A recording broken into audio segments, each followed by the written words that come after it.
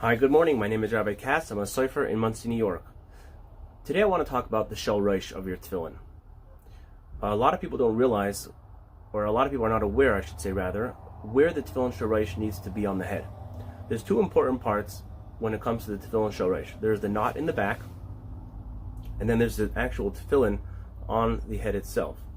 So I'm going to show you now on myself where the tefillin has to be, and if your tefillin need to be adjusted, I'm also going to show you how to adjust the tefillin for both of the different minhagim, for the different style of the knots that you will find more common that people have. Okay, so the place for the Shel Rosh, the knot on the back of the head, this is an example of a Tefillin Shel Rosh.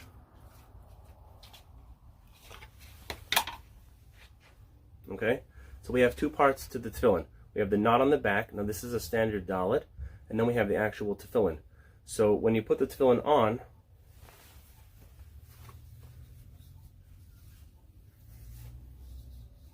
okay, so for the front of the tefillin, it's very important that the actual front of the tefillin not go past the end, where the original hairline was. So if you had let's say your hairline receded, so the tefillin's going to go really right by the edge where the hair originally was, which is, I just like to say, go at the edge of the forehead. So I'm going to try to show you from the side. Okay, so the way I'm wearing the tefillin right now, here's the end of the forehead, and here's where the tefillin. So this is in a good spot. Now a lot of people think that the tefillin has to go all the way down to the edge of the hairline, but that's really not the truth. The truth really is that that's the furthest it can go back. The tefillin, how high can the tefillin go on the head is really actually, if you take like an imaginary line and you start from the beginning of your ear and you go up to the center of the head, that is how far the Tefillin Shel Rosh actually could go back on the head. So you can see that I have quite some distance from here to here. Wearing the Tefillin Shel Rosh right at the edge of the hairline is almost like walking along the edge of a cliff. You didn't fall off, but why walk along the edge of the cliff if you could comfortably fulfill the mitzvah within a much safer distance? Because what happens is if you put the tefillin right at the edge of the hairline, eventually, especially with newer straps, they tend to stretch a little bit and they settle, and before you know it, your hair thins out, you lose a little hair. Before you know it, the tefillin are looking something more like this, which already is a problem. Okay, so we have to make sure that the Tefillin Shel Rosh is on the head before the hairline. Now the back of the tefillin, the knot right here, the Dalet, it's very important. It's very important that the Dalet actually go right at the base of the skull. Okay. Now, so a lot of people have a mistake. They think that the knot has to go actually in the nape, which is like the indentation in the neck between the muscles. It really should go a little bit higher. The top of the Dalet should go at the base of the bone. Now, b'diavad, as long as the knot is on the hairline, you're still fulfilling the mitzvah. Okay. So this is the proper place how to wear the tefillin. Of course, it needs to be straight. That's why everybody has a mirror. Now, let's say it's too big or it's too small. How do you adjust the knots? So that's what I'm going to show you right now. Okay, so here's two sets of tefillin, the different minhagim. You can see here, this is the Dalet, the single Dalet. And then here you have the knot, which is known as a square or also as the double Dalet. The knot that I'm going to start with is the single Dalet. And this is how you adjust the knot. Okay. So I'm not going to actually teach you how to make the knot. I'm just going to teach you how to adjust the knot. When you're holding the Dalet like this, let me move this one out of the way for a minute. Okay, so you're holding the Dalet like this. This ritzua and this ritzua are the same ritzua. Okay? It's fed through the knot. It's almost like an S shape. So it goes this ritzua, follow my finger, goes like this.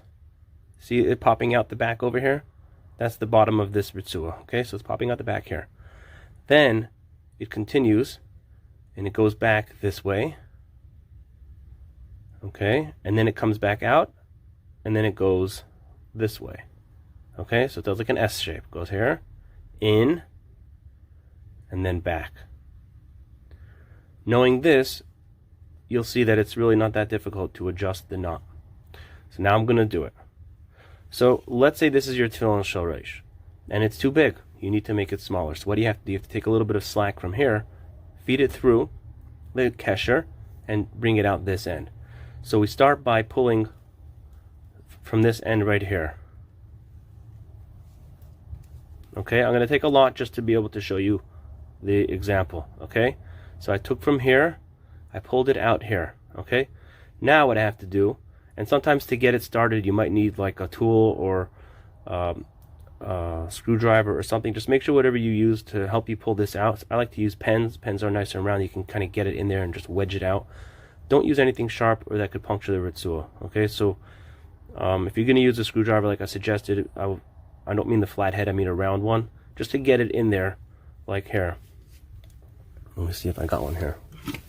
Okay, you could do this. Just gently nudge it in there, and then, because sometimes it can be very tight. Okay, so you got there. I got my slack.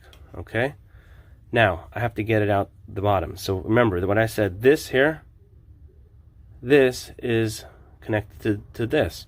So now we're going to take it like this. Okay, I hope you can see what I'm doing. This one is a little bit of a tighter knot. Okay, so this is when I would use the screwdriver. Okay, just to get it. Okay, now you can see clearly what's going on over here. You might have to watch the video once or twice just to familiarize yourself with what's going on here. Okay, so here goes this, connects to here, this bottom comes out here, and then this is fed through here. Okay, I'm going to continue pulling it all the way through just to show you. Okay, got all that slack there, and just like that. Okay, now obviously you have to recenter the ritzua, so you have to pull this now like this in order to make sure that it's equally taut on both sides and that the knot is centered back to back with the center of the tefillin, to know that when you put it on your head, this will be in the right place and this will be in the right place. Okay, so good. Now I just made it smaller. Let's say you made it too small. You have to make it now bigger. I'll reverse the steps for you. Okay, so we're going to take from here. You can see the bend in it. That's where it used to be in the knot. We're going to take from here, and we're going to put more over here. So what do I start from? I start from pulling right here. Okay. Okay, pulling it. Right there. I got my slack. Now I have to pull from here, not the top, the bottom. Okay, I actually like to pull out the top first, just to give my fingers a little bit of ritzua to pull on. Okay, here we go. Here we go. And then, obviously, pull from here.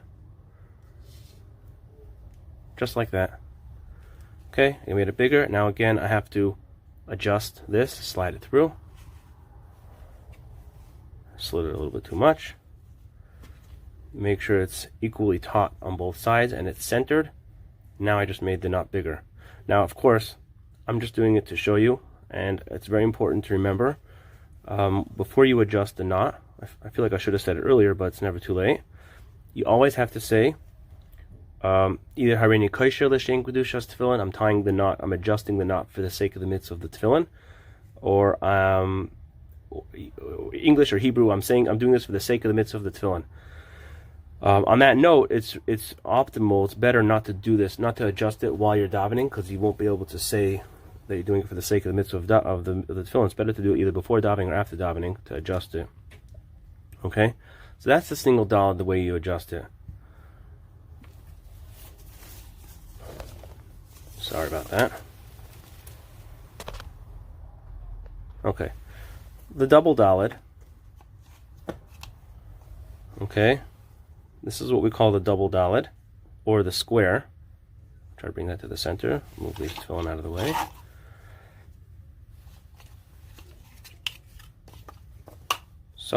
This is a little bit easier. Okay, again, you have the tefillin and the square.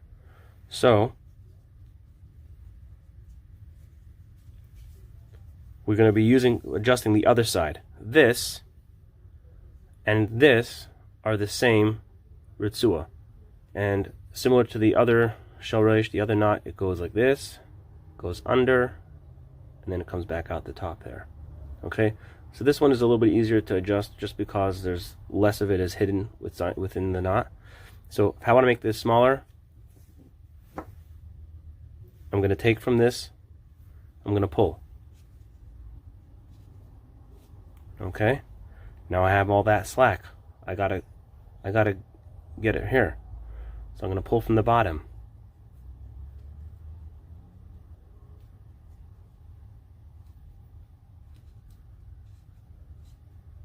Okay, now I got all this slack, and I just pull it out like that.